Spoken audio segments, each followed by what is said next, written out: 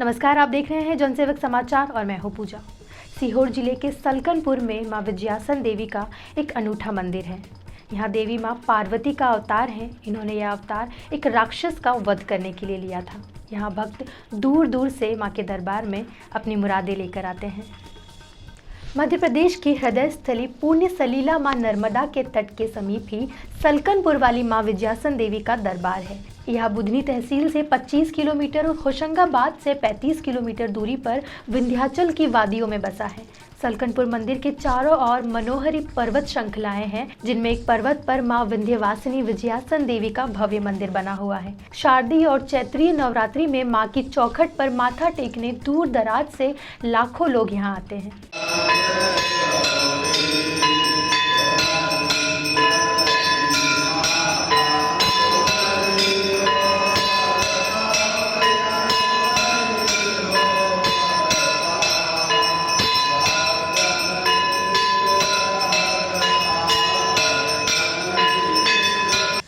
हरियाली से भरे इस 1000 फीट ऊंचे पर्वत पर अलौकिक सौंदर्य के बीच मां की सुंदर प्रतिमा के दर्शन, परिक्रमा, वंदना, स्तुति कर अपने मन की मुरादें पूरी होती हैं। कोई मां के दर पर पैदल आता है तो कोई पूरे रास्ते शरीर के बल दंडवत करते हुए पहुंचते हैं।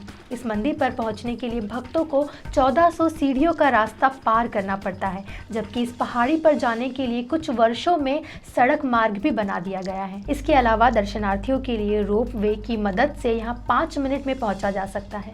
स्वयंभू प्रकट हुई मां विजयासन देवी माता पार्वती है, जो वात्सल्य भाव से अपनी गोद में भगवान गणेश को लेकर बैठी हुई है। इस भव्य मंदिर में महालक्ष्मी, महासरस्वती और बाबा भैरवनाथ की प्रतिमाएं भी स्थापित है। नवरात्रि में यहाँ मां की विशेष पूजा होती है।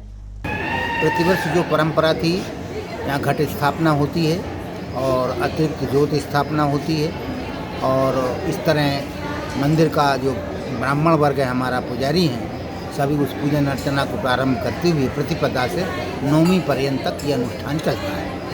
प्रतिपदा को घट कलश स्थापना होती, पंचमी को फलेरा की पूजन होती है, अष्टमी रात्रि में निशा पूजन होती है।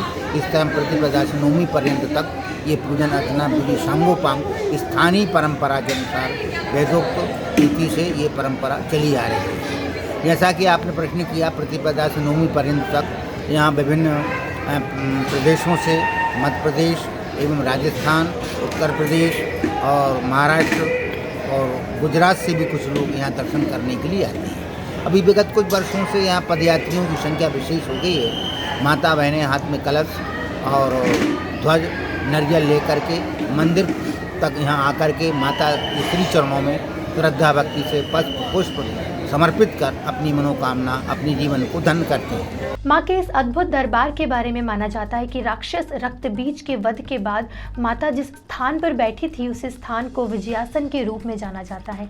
इसी पहाड़ी पर सैकड़ों जगहों पर रक्त बीज से युद्ध के अवशेष नजर आते हैं। अब जैसा आपने प्रश्न किया है, विजयासन शक्तिपीठ धाम के नाम से रक्त बीज का वध करने के पश्चात जहाँ भगवती आसन पर आरूढ़ रही हैं, वो विजयासन के नाम से जाना जाता है। सप्तशती में भी आया है, रक्त बीज का वर्णन आया है, और भी ये विजयासन शब्द जो है, पापापहारिणीं देवी भुक्ति मुक्ति प्रदायिनी अनंताम विजयाम शुद्धाम शरण्याम शिविदाम शिवा। कवच में भी आया है विजया सर्वता स्थिता। जो विकास संपूर्ण आप देख रहे हैं, मध्य प्रदेश के हमारे मुखिया श्री शिवराज जी चौहान माँ के अनन्य भक्त हैं, और वर्ष में कई बार यहाँ आकर के माँ के चरणों में श्रद्धा भक्ति और प्रदेश की, राष्ट्र की मंगल कामना करते हुए माँ के चरणों में अपनी श्रद्धा समर्पित करते हैं। यहाँ भक्त पद यात्रा, दंडवत यात्रा कर और ज्यादातर पैदल ही पहुँचते हैं।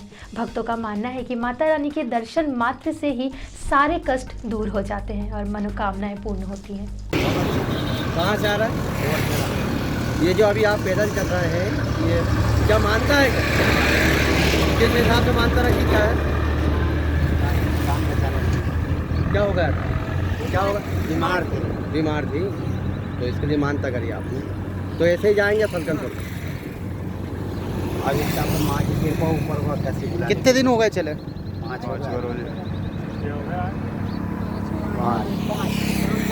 बजे।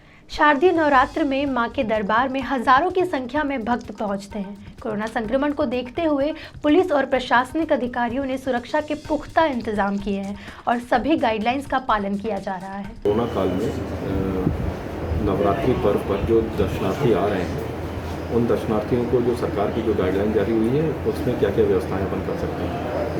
तो यही डिसीजन हुआ है कि छुट्टी वाले दिन या अष्टमी वाले दिन या पंचमी वाले दिन नवरात्रि पर्व पर जैसे जैसे श्रद्धालु आएंगे तो उनको कोई असुविधा ना हो, कोरोना का संक्रमण ना फैले, तो उसके लिए विभिन्न प्रकार की जो तैयारियां करी जानी थी उन तैयारियों का जायज़ा भी लिया गया। अधिकारियों के साथ बैठक भी की गई और माननीय जनप्रतिनिधियों ने जो सुझाव दिए उन सुझावों पर अमल करने का भी निर्णय लिया। क्या टाइमिंग रहेगा सर मंदिर खुलने का, बंद होने का? देखिए, नवरात्रि पर ट्रेडिशनली जो हमारे पट बंद होते थे रात में 11 बजे के आसपास पट बंद रहते थे, तो रात के 11 से 11:30 के बीच में पट बंद होंगे। अष्टमी वाले दिन पट 24 घंटे खुले रहते हैं क्योंकि उस दिन फिर हवन भी रखा है।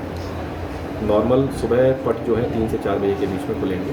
श्रद्धालुओं के लिए जो माई के दर्शन हैं वो सुबह 4 बजे से लेकर अमूमन सभी दिनों में रात के 11 बजे तक, 11 साढ़े 11 बजे तक हो सकती है। नवरात्रि को लेकर हम पिछले 7 दिन से यहाँ सक्रिय हैं। हमने सारे वो पॉइंट जैसे यहाँ भीड़ हो सकती है, जहाँ पर भीड़ आपस में मिल सकती है, जहाँ पर हमें विशेष ध्यान देना है। इसके अलावा हमने पुलिस मुख्यालय स्तर पर अतिरिक्त बल मांगा था, बल हमें पूरा प्राप्त हो चुका है।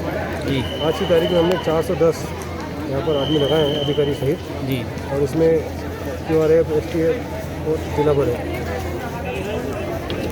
सारी तैयारियां हो चुकी हैं। हाँ, हमारे CCTV सिस्टम बिल्कुल अपडेट है। हमारा जो ट्रैफिक के पॉइंट होते हैं, जो पार्किंग होती है, तो सारी जगह बल डिप्यूट कर दिया, नामजद बल लगाया, 3 शिफ्टों में बल लगाए, 3 शिफ्टों में काम करेंगे। मंदिर निर्माण के संबंध में कहा जाता है कि आज से करीब 300 वर्ष पूर्व बंजारों द्वारा उनकी मनोकामना पूर्ण होने पर इस मंदिर का निर्माण किया गया था। श्रीमद् भागवत कथा के अनुसार जब रक्त बीज नामक दैत्य से त्रस्त होकर जब देवता देवी की शरण में पहुंचे तो देवी ने विकराल रूप धारण कर लिया और इसी स्थान पर रक्त बीज का संहार कर उस पर विजय पाई। मां भगवती की इस विजय पर देवताओं ने जो आसन दिया वही विजयासन धाम के नाम से विख्यात हुआ। मां का यह रूप विजयासन देवी कहलाया। इस खास प्रस्तुति में फिलहाल इतना ही। देश और दुनिया की बाकी खबरों के लिए देखते रहिए जनसेवक समाचार। धन्यवाद।